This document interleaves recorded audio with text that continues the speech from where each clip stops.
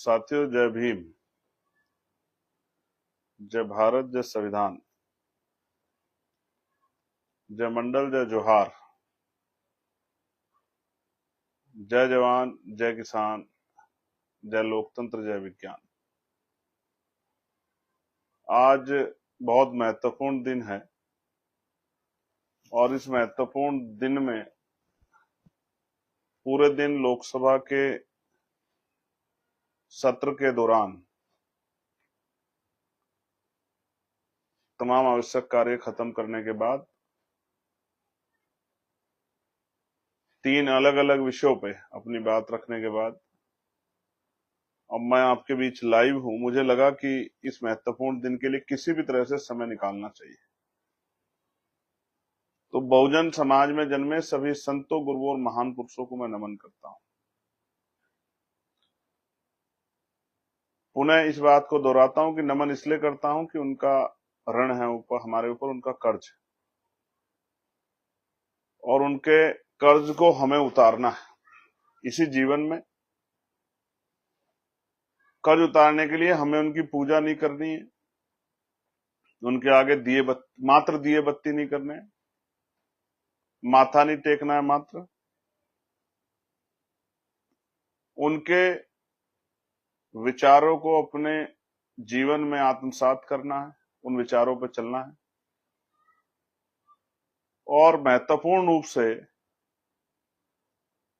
उनका जो सपने थे, उनके अनुयायी होने के नाते उन सपनों को पूरा करने के लिए संघर्ष करना है। यही उनको हमारी सच्ची आदरांजलि है। तो प्यारे साथियों 3-4 विषय हैं। सबसे पहले मैं आज महापुरुषों के बाद 2 अप्रैल 2018 को जो भाई हमारे शहीद हुए, कुछ लोग उनकी मजाक उड़ा सकते हैं कि भाई वो नौजवान लोग थे, सड़कों पे आ गए,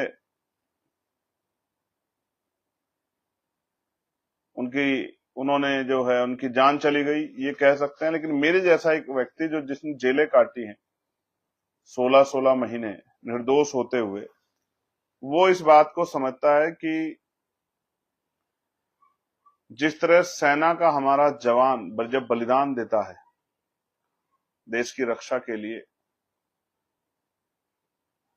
उसके परिवार को जिस तरह से सफर करना पड़ता है उसके जाने के बाद, हालांकि यहाँ व्यवस्थाएं हैं सेना के लिए तो है, लेकिन जो केंद्रीय सशस्त्र पुलिस बल है, CAPF, SSB, BSF, ITBP, CRPF, इनके लिए नहीं, इनको शहीद का दर्जा नहीं मिलता, जिसपे आज चर्चा भी हो रही थी पार्लियामेंट में। इन शहीदों को जिनको हम लोग शहीद ही कहते हैं, लेकिन उनको शहादत के बाद शहीद नहीं माना जाता।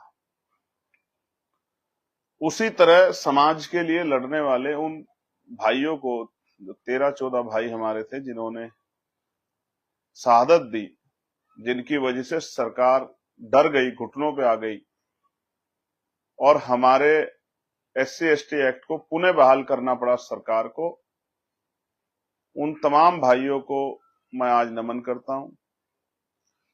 प्यारे साथियों, मैं जेल में था जब ये हुआ सब, और मैं मानता हूं कि एक बहुत बड़ा ऐतिहासिक परिवर्तन भीम आर्मी के संघर्ष से आया था।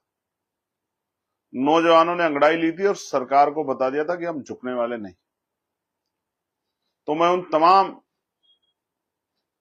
अपने भाइयों को याद करता हूं, उनके परिवारों के प्रति अपना ही जो है संवेदनाएं प्रकट करता हूं और साथियों से कहूंगा कि उन परिवारों से जरूर समय समय पर मिला करो, उनके दुख सुख में रहा करो, जिन्होंने हमारे लिए बलिदान दिया है। मैंने लोकसभा में भी उनको जब अपनी बात रखी नमन किया। जिन साथियों ने जेलें काटी, मुकदमे सहे, लाठियां खाई, अपमान सहा, उनमें से कुछ लोग मुझे सुनेंगे भी, सुन भी रहे होंगे, उनको भी मैं सैल्यूट करता हूं, अपने भाइयों को, क्योंकि उन्होंने समाज के लिए इतना बड़ा कष्ट उठाया। कुछ लोगों पे एनएसए भी लगी, उन भाइयों को भी मैं, उनके लिए भी मेरे मन में सम्मान है। प्यारे साथियों, तो 2 अप्रैल के सभी शहीदों को, संघर्ष करने वाले, परेशानी उठाने वाले साथियों को आज हम लोग अपनी तरफ से जो है आदरांजलि अर्पित करते हैं, और जिन्होंने कष्ट उठाया उनके लिए उनको सैल्यूट भी करते हैं, और अपने महापुरुषों से प्रार्थना भी करते हैं कि इन सब भाइयों को जो है वो कुदरत प्रकृति शक्ति दे, संत गुरु महापुरुष उन पे आशीर्वाद रखे, उनके परिवारों पे, कि वो किसी कष्ट के भागी अब ना बने। दूसरा विषय मेरे प्यारे साथियों, आज का जो था वो विषय था लखीमपुर खीरी की रैली का। तो सर्वप्रथम लखीमपुर खीरी के आयोजकों को मैं बधाई देता हूं। साथ साथ मैं उन तमाम वॉलंटियर साथियों को, जिनमें भाई भी थे, बहनें भी थी, जिन्होंने अपनी जिम्मेदारी को उठाया, मैं उनको भी सैल्यूट करता हूं, उनको भी धन्यवाद करता हूं। साथ साथ मैंने बहुत सारी महिलाएं देखी जो प्रचार के लिए निकलती थी, उन बहनों को भी मैं धन्यवाद देता हूं। जो माएं बड़ी संख्या में आई, उनको भी मैं धन्यवाद करता हूं। और मैं उन तमाम युवा साथियों को भी धन्यवाद करता हूं जिन्होंने गली गली जाके प्रचार किया, अपनी मेहनत से बैनर पोस्टर लगाए, सहयोग किया और उस कार्यक्रम को सफल बनाया। उन तमाम साथियों को मैंने देखा है। कोई मेरा दिव्यांग भाई जो है, उससे रिक्शा से जो है काम कर रहा था, कुछ मेरे साथी गली गली में घूम रहे थे, घर घर जाकर प्रचार कर रहे थे, कुछ बहनें थी, कुछ ऐसे नौजवान थे जो मत तय करके बैठे थे कि मैं इस कार्यक्रम सफल बना। उन हर एक भाई को जिनसे मैं मिल नहीं पाया, उन सबको मैं दिल से इस प्यार के लिए धन्यवाद करता हूं। बड़ी अच्छी रैली कराई आपने, और बताया कि आप लोग कमजोर नहीं है और आपकी शक्ति किस तरह आपने मेहनत की उससे बढ़ रही है। इसलिए मैं तमाम उन साथियों को जो आयोजक रहे और किसी भी तरह से उन्होंने सहयोग किया, उन सबका भी बहुत बहुत धन्यवाद करता हूं। तीसरा, मैंने एक पत्र लिखा था, डॉक्टर बाबा साहब अम्बेडकर जी की जयंती है, सरकार को मैंने लिखा था। आप भी जानते हैं, मैं भी जानता हूं, मैंने ये बात उस दिन भी कही थी कि ये सरकार कहती है कि महापुरुषों का सम्मान करते हैं। तो अगर सम्मान करते हो, तो जब सभी धर्मों को धार्मिक आजादी आप देते हो और जिस चुनावी एजेंडे को आप बुनाते हो, बिना कार्यक्रम के भी कार्यक्रम कराते हो, वहीं जो है बाबा साहब अम्बेडकर की जयंती पे, अगर जो बाबा साहब अम्बेडकर को मानने वाले तमाम लोग हैं उत्तर प्रदेश में या देश भर में, अगर वो कोई कार्यक्रम करना चाहते हैं, नई परमिशन नहीं देते हो। ऐसा अन्याय क्यों? मैं उत्तर प्रदेश सरकार से पूछना चाहता हूं, आप इस तरह का भेदभाव कमजोर वर्गों के साथ क्यों करते हैं? उनकी आस्थाओं का सम्मान क्यों नहीं? बाबा साहब अम्बेडकर को तो आप भी मानने का दिखावा करते हो। अगर आप सच में मानते तो अब तक आपने सर्कुलर क्यों नहीं जारी किया कि बाबा साहब अम्बेडकर की अगर कोई जयंती मनाना चाहता है तो सरकार उनको परमिशन दिलाएगी और उनको उनके कार्यक्रम, उनकी भावनाओं के सम्मान के साथ उनके कार्यक्रम अच्छी तरह कराने में वो योगदान अदा करेगी। क्यों नहीं किया आपने अब तक आपने घोषणा? क्यों नहीं की? मैं गली गली जाके बहुजन समाज के लोगों को, बाबा साहब अम्बेडकर को मानने वाले लोगों को बताऊंगा कि ये सरकार सिर्फ सर झुकाने का ढोंग करती है, ढोंगी सरकार है। अगर इसके मन में सम्मान होता तो मेरे पास हजारों एप्लीकेशनें हैं जहां लोग चाहते हैं कि बाबा साहब अम्बेडकर की जयंती का कार्यक्रम मनाएं, लेकिन आपकी हिटलरशाही, आपकी तानाशाही, आपकी डिक्टेटरशिप की वजह से और आपका जो बहुजन महापुरुषों के प्रति जो आपके मन में कुंठा, उसकी वजह से आप लोग परमिशन नहीं दे रहे। वरना हम ये भी देख रहे हैं, हमारी आंख सामने कभी बहुत सारे ऐसे कार्यक्रम जो नहीं होते थे, बिना परमिशन के हो रहे हैं और बेचारे अधिकारी ना चाहते हुए भी उसको कार्यक्रम को पूरा कराने में सहयोग कर रहे हैं। ये इस तरह का जो है तंत्र भी हम देख रहे हैं, ये भी किससे छिपावा नहीं। इस बात को भी मैं महसूस करता हूं और मैं माननीय मुख्यमंत्री उत्तर प्रदेश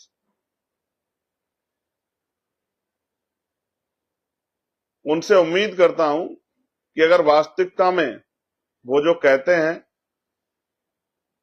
अगर उसमें इंच भर भी सच्चाई है तो वो सर्कुलर जारी करें, उनकी कैबिनेट चीफ सेक्रेटरी सर्कुलर जारी करें कि वो इस बार सहयोग करेंगे, सम्मान करेंगे और जो भी बनाना चाहता है वो परमिशन मांगा तो हम लोग परमिशन देंगे, पर्याप्त व्यवस्था करेंगे।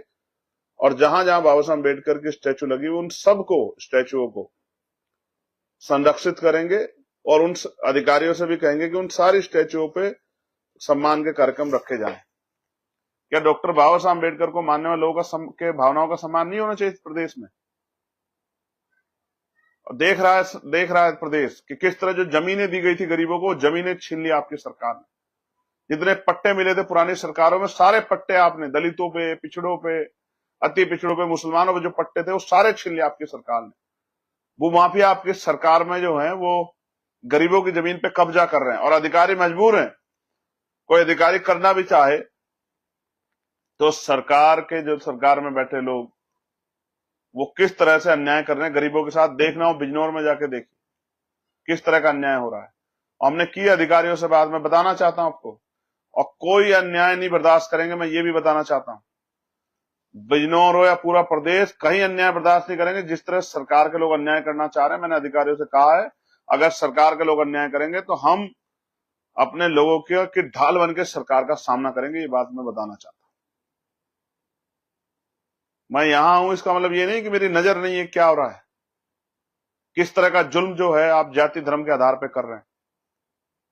सिर्फ कोई टिकट लेने के लिए, कोई जो है खुश करने के लिए सरकार को, ये जुल्म जाति दिन नहीं चलेगी। याद रखिए, इतिहास गवाह है इस देश का कि जब जब अंगड़ाई ली गई है, नौजवानों ने अंगड़ाई ली है, तो बड़े बड़े निजाम पलट गए। आपकी इस अहंकारी सत्ता का भी,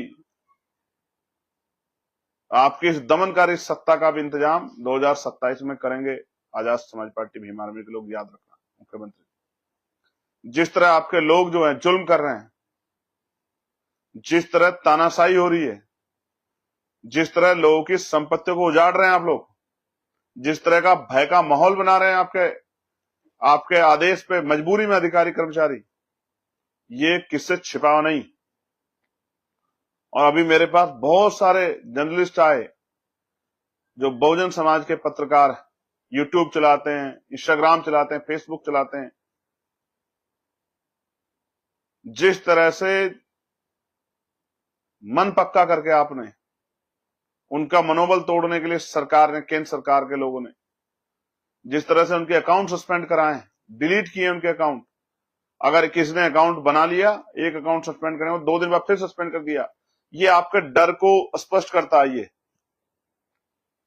जिस तरह आपने नेशनल जनमत, पॉलिटिक्स, जिस्ट और तमाम न्यूज डिग्गी, छोटे छोटे बच्चों के जो यूट्यूब थे, ये जो इंस्टाग्राम के चैनल थे, फेसबुक के चैनल, आपने उड़ा दिए।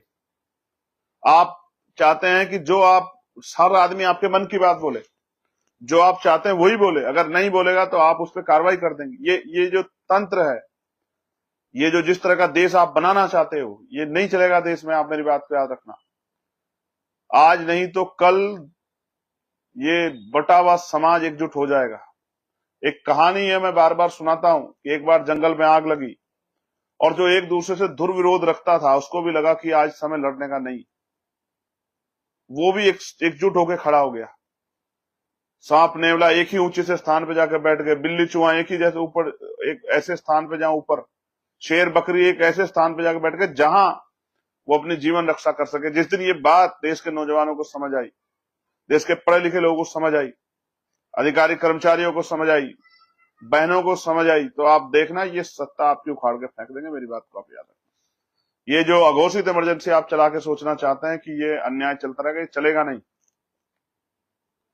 मैं बहुत जिम्मेदारी से आप सबको, पहले तो मैं 2 अप्रैल के शहीदों को पुनः नमन करूंगा, जिन्होंने कष्ट सहे। उन भाइयों को, उनके प्रति जो है मेरी संवेदनाएं हैं, मेरा प्यार है। जो मुझसे छोटे हैं उनके लिए आशीर्वाद है। और जिन्होंने लखीमपुर की रैली कामयाब बनाई, उन तमाम भाई बहनों को, बड़े बुजुर्गों को, नौजवान साथियों को,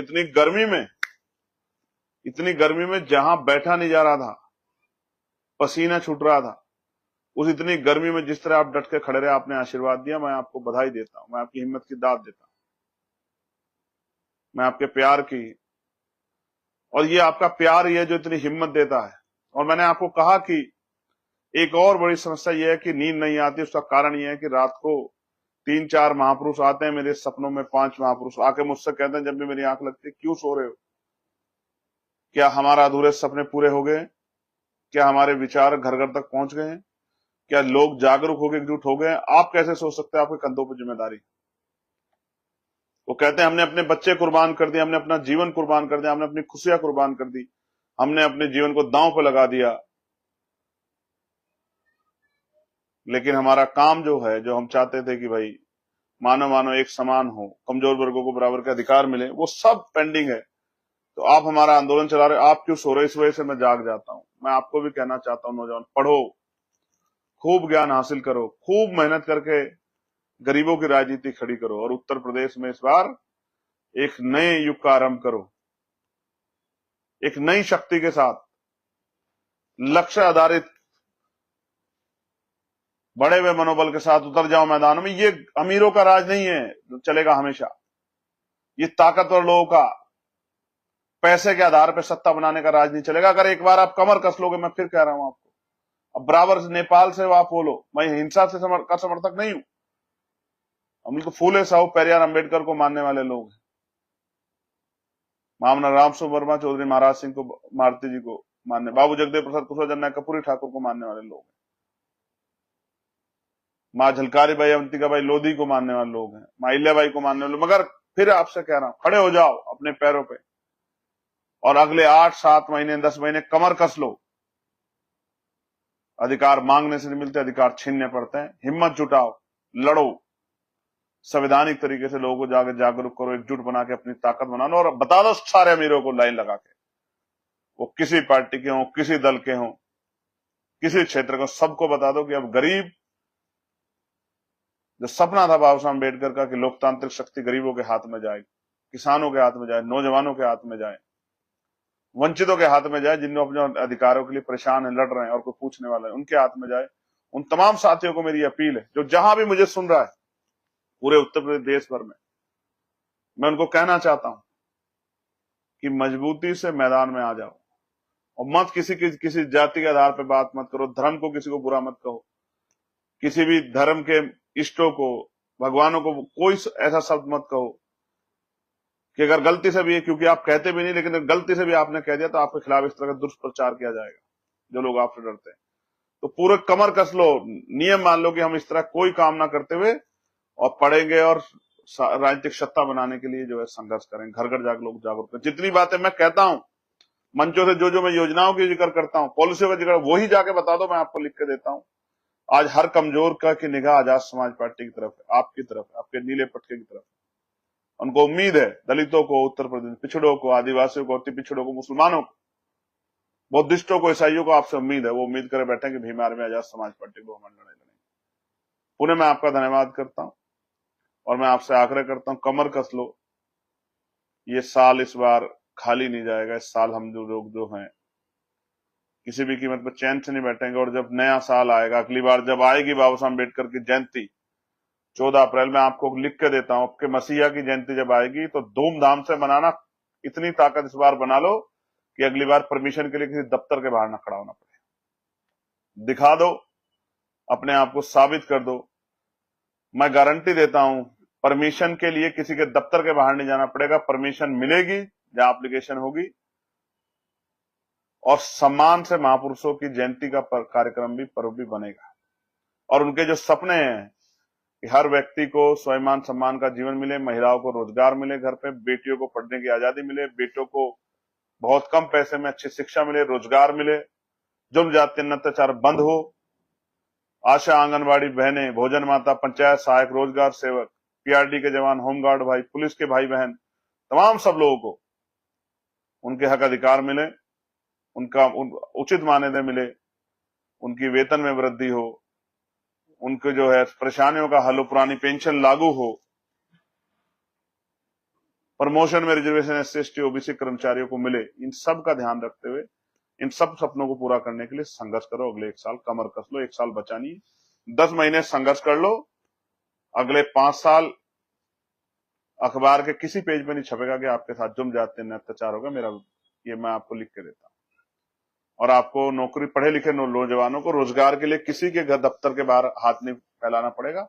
और बीटेक, एमटेक, एमबीए करके जो बच्चे जो है मजदूरी कर रहे हैं, मजबूरी में जिसकी जैसी शिक्षा उसी आधार पर उसको रोजगार दिलाने में हम लोग मदद करेंगे, बैकलॉग भरेंगे, अवसर देंगे, सफाई कर्मचारी की नौकरी पक्की करेंगे, संविदा ठेकेदारी पे जो नौकरियां संविदा पे इस समय उनको पक्का करेंगे और पक्की नौकरी देंगे, सम्मान का जो है सम्मान के साथ जो है आगे बढ़ने के अवसर देंगे। और जो पेंशनें चल रही हैं उन पेंशनों में गरिमाई वृद्धि करेंगे, ये भी मैं आपको विश्वास दिलाता हूं। मैं आपका भाई एडवोकेट चंद्रशेखर आजाद। जय भीम, जय भारत, जय संविधान, जय मंडल, जय जोहार, जय लोकतंत्र, जय विज्ञान, जय जवान, जय किसान। आप सभी के लिए मंगल कामनाएं।